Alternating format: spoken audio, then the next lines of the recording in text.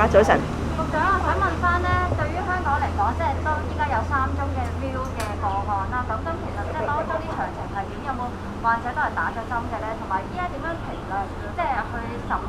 視呢個 View 嘅個案對香港嘅疫情嘅影響會唔會有威脅咧？嗱，當然咧呢個即係一啲新嘅即係變種病毒咧，其實我哋一直咧都係好留意嘅。世界衛生組織咧，亦都係一直咧對於呢啲新型嘅變種病毒咧，如果係去到即係一個程度咧，佢哋都會將佢納入咧係叫做 Variants of Concern VOC 嚇。咁當然我哋有任何 VOC 嘅話咧，我哋對於外防輸入咧係而家咧係已經係非常之嚴謹。我哋會繼續咧係留意一方面就係呢啲變種病毒佢嘅即係科學嗰個發展啦嚇。但係另外一方面咧，就係任何嘅病毒或者係任何嘅變種病毒，無論邊一隻咧，其實咧我哋都會係用一個最嚴謹嘅方法。咁而家除咗話我哋有喺外防輸入方面咧，喺未嚟香港，我哋已經係一定要求佢係有嗰個即係陰性嘅檢測結果之外咧，亦都有要求係 book 咗一個酒店啦嚇咁同埋咧嚟到機場咧，亦都係會要求咧係一定係檢測代行，同埋之後咧亦都會係要去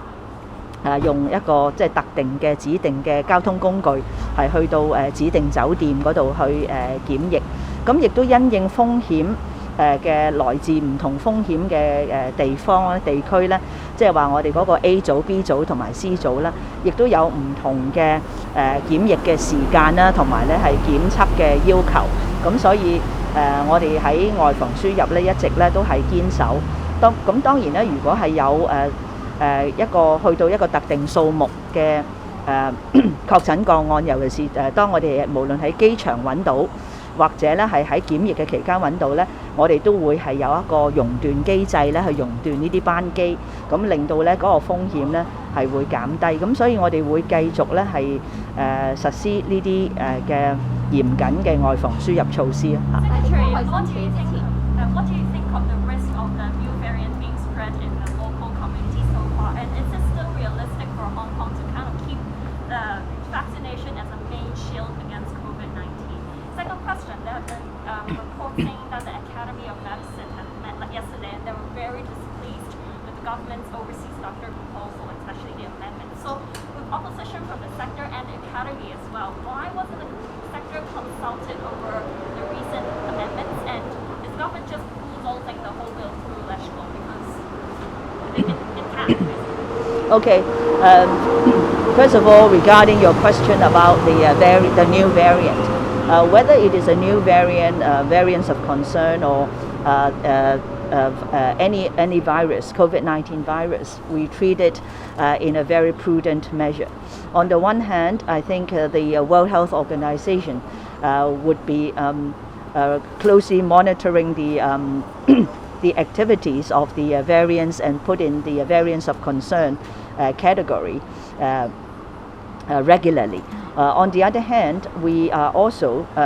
reviewing all these different variants of concern. But the most important thing is that we have a very stringent border control measures all the way from before the inbound travelers coming to Hong Kong. That is, they must have a negative PCR and also have a hotel booking. And when they arrived, they would have to take the test and hold to ensure they have a negative test before they can leave airport. And third, I think they would have to take designated transportation to the designated hotel for quarantine. And according to the different risk levels of the countries where they come from, they would have a different quarantine days as well as the number of tests being done during quarantine. Also, we have a flight suspension mechanism. So if there are a number or one of the number that would meet the threshold of these flight suspension mechanism, then we will suspend the flight from coming to Hong Kong for 14 days. So all these stringent border control measures we will continue and also continue to review the global situation in terms of these various activities. Any risk to Hong Kong so far? No risk? Sorry? Any risk to the Hong Kong local community so far? Of course, when we have inbound travelers, there is always risk, but all the stringent border control measures that we have instituted, we try to mitigate, all the risks concerned, as well, and because of the frequent testing that we actually identify confirmed cases, not only at the airport, but also during the quarantine period. How about the overseas doctor proposal? Okay. Regarding the non-locally trained doctors' proposal, recently the Executive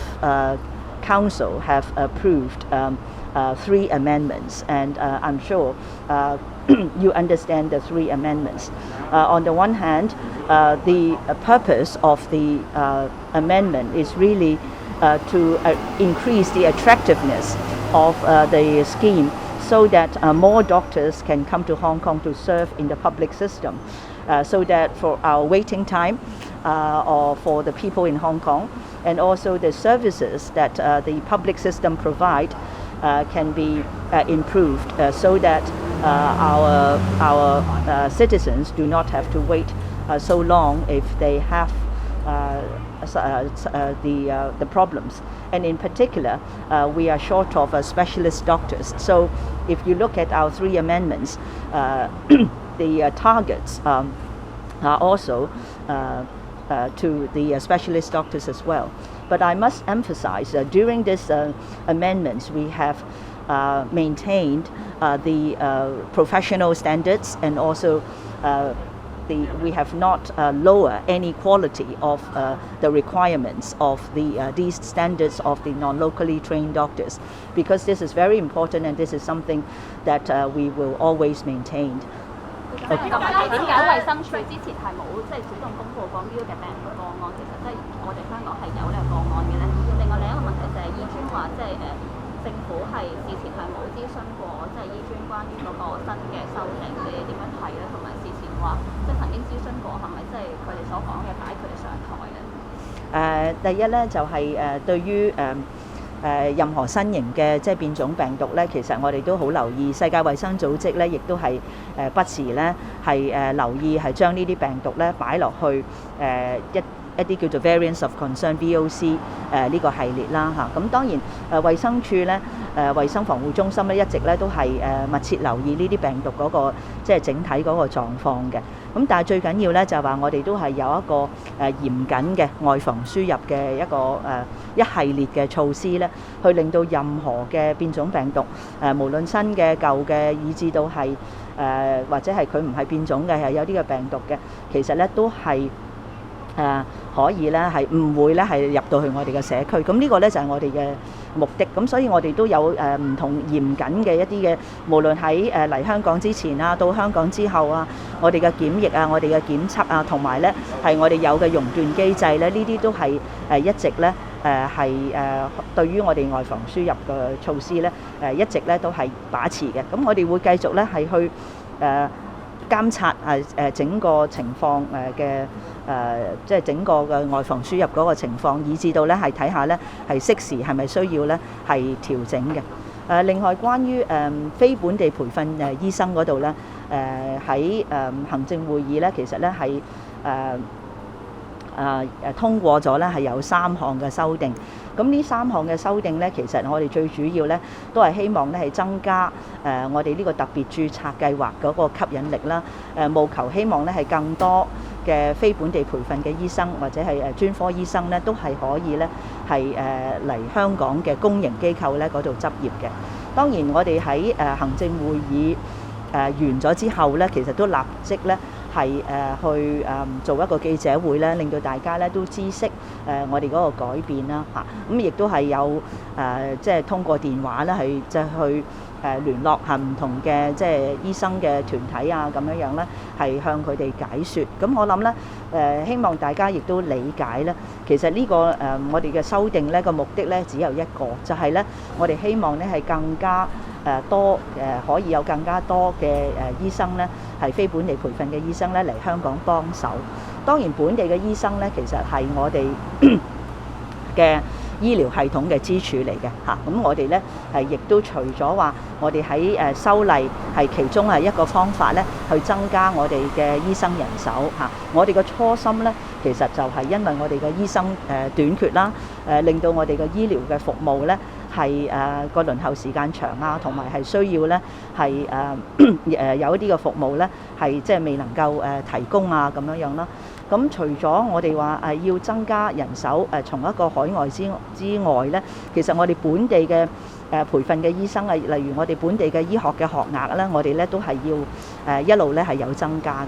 另外咧，我亦都提咗4點啦，就係亦都係要同時間咁樣去加強。一咧就係挽留咧，我哋係即係本地培訓嘅醫生啊。咁呢個咧當然包括咧就係話例如喺醫管局啦，我哋都提供咗資源俾佢哋去增加一啲晉升嘅機會啊，做更加做好一個培訓嘅一個一個嘅機會啊，以至到咧係改善工作環境啊等等。咁呢啲咧當然都係要更多人嚟幫手咧，去即係改善整個嘅大環境。第二咧就係公私營合作啦。咁呢個咧亦都係有資源俾咗醫管局，咁啊令到佢哋咧我亦都知道咧佢哋有計劃咧係將呢一個嘅公私營計劃咧係會係做得更加進取同埋擴大。而第三咧就係我哋嗰個基建啦，2個10年建院計劃咧，我哋都要繼續咧係盡快推進，務求硬件咧都係可以咧係提供到更加好嘅服務啦。第四就係基層醫療健康，咁呢個咧亦都係喺現屆政府咧，我哋係一路加強我哋嘅基層醫療健康，令到咧係有啲唔需要入醫院嘅人咧，佢唔需要咧去增加我哋公營醫療系統嘅壓力。咁所以同一時間咧，我哋係推進唔同嘅策略。另外一方面咧，亦都係增加嘅一啲嘅外援，令到咧我哋整體個醫生人手咧係可以喺公營系統咧可以增加。務求咧呢個咧都係為我哋香港嘅市民提供到俾佢哋嘅服務咧係更適切，同埋咧係更快捷、更到位啦。唔該，係咪即